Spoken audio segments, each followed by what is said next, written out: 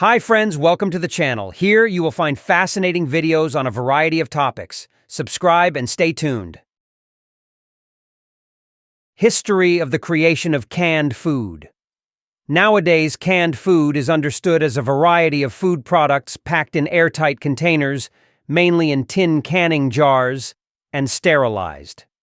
Interestingly, the French discoverer of canning, pastry chef Nicolas Appert, used glass containers. Appert's method of canning at first only supplemented the already proven methods of food preservation, drying, and pickling. There was not yet the production capacity to produce canned food in the required quantities.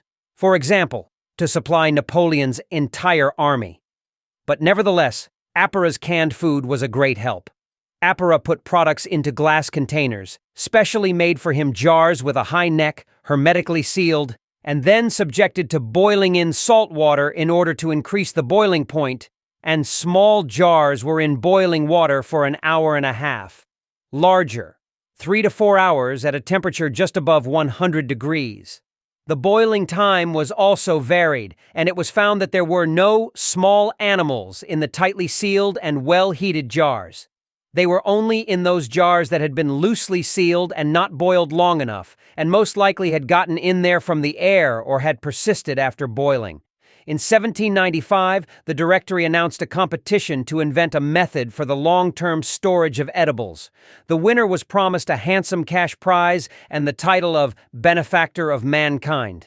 Appert decided to participate in the competition and did not abandon his efforts even when others failed. It was he who, in 1810, received the title and the reward for his invention, 12,000 francs, a very large sum of money, a fortune, from the hands of Napoleon Bonaparte himself. In 1810, Appert's work, The Art of Preserving for a Few Years, the Animal and Vegetable Substance, was published. Taking advantage of the emperor's favor, the enterprising confectioner opened a store in Paris, miscellaneous food in bottles and boxes, where every customer who entered immediately saw a certificate of honor received from Napoleon. However, even in Napoleon's army, Appert's canned food did not gain popularity. The usual buyer was deterred by the price, because the cost of production of canned food was high. By the way, the canned food supplied to the French army in Russia became familiar during the Patriotic War of 1812, but Russian soldiers were afraid to use canned food in glass bottles seized from French prisoners. It was believed that they were canned frogs. However, already in 1821, as the magazine Russian Archive, published at the end of the 19th century, testified, not only soldiers knew about canned food in Russia, now they have reached such a degree of perfection that ready-made dinners from Roberts in Paris are sent to India in some tin dishes of a new invention, where they are preserved from spoilage. The fact is that, quite reasonably considering glass jars and upper bottles as unreliable containers, the English inventor Peter Durand proposed to use tin cans and already in 1810 patented his invention. Durand himself failed to put the invention into production, and 2 years later sold the patent to Brian Donkin and John Hall. £1,000 sterling spent on the purchase of the patent paid off quickly. Since 1813, at the factory, Donkin and Hall began production of canned food in tin cans for the needs of the British Army and Navy. Durand's tins were made of hand-forged and tin-coated iron sheet. The sheet was also soldered by hand on the inside of the can. The bottom was soldered to the body, and the lid only after the can was filled with a solid consistency of contents. If any liquid, such as broth, was to be poured into the jar was soldered completely, but a small hole was left on the lid, through which the liquid was poured, after which the hole was soldered.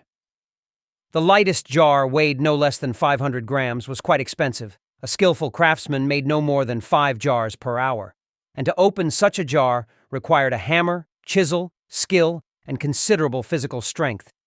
There have been known cases of starvation deaths of shipwrecked sailors on a deserted island who had a supply of canned food, but no means with which to open the cans.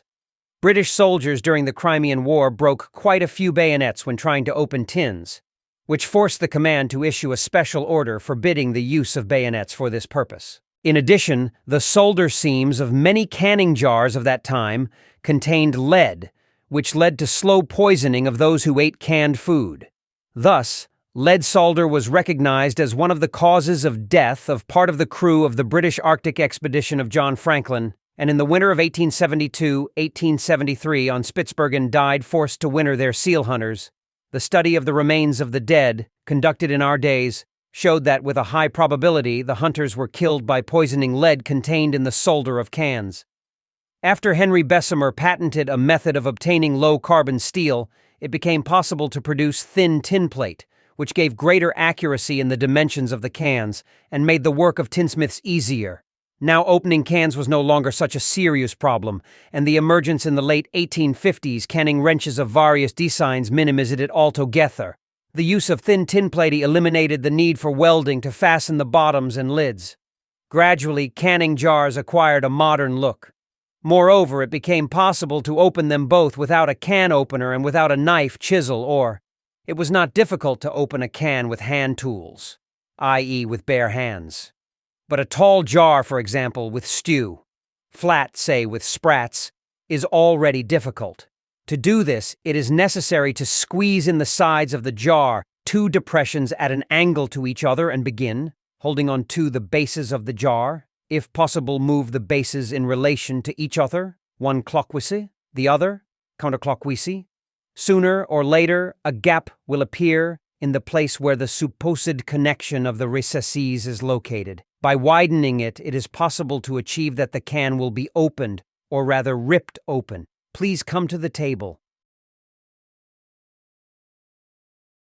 That's it! Thank you for watching the rest of this. If you like the video, don't forget to rate and subscribe.